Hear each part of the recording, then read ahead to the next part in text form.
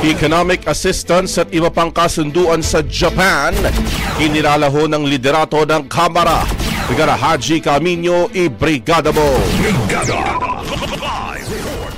Pinagtibay ni House Speaker Martin Romualdez ang commitment na itataguyod ang ugnayan ng Pilipinas at ng Japan.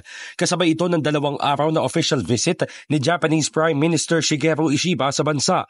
Ayon kay Romualdez, mahalaga ang partnership ng Pilipinas sa Japan bilang kaalyado sa ekonomiya, defense at security.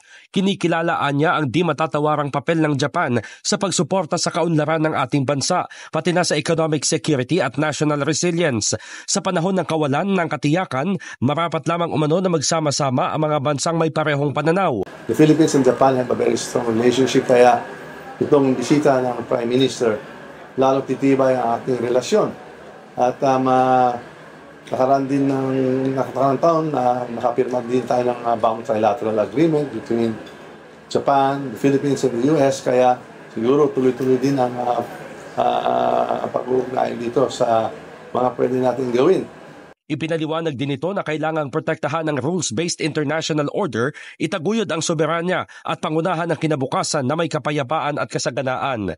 Dagdag pa ng speaker, ang Japan ay hindi lamang malapit na kapitbahay na bansa dahil ito ay isang kaibigang pagkakatiwalaan na kaparehong nagsusulong ng demokrasya, rule of law at commitment tungo sa malaya at bukas na Indo-Pacific.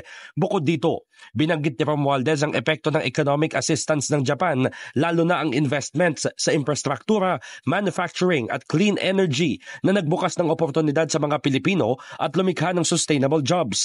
Handa naman ng Kamara na palawakin ang parliamentary cooperation sa Japan. In the heart of changing lives, ako si Brigada Haji Camino ng 105.1 Brigada News FM Manila, The Music and News Authority. Brigada Balita Nationwide. Ang bahaging ito ay hatid sa atin ng Mom's Love ES1 Capsule. Simulang tuparin ang pangarap ng iyong anak. And stunting now,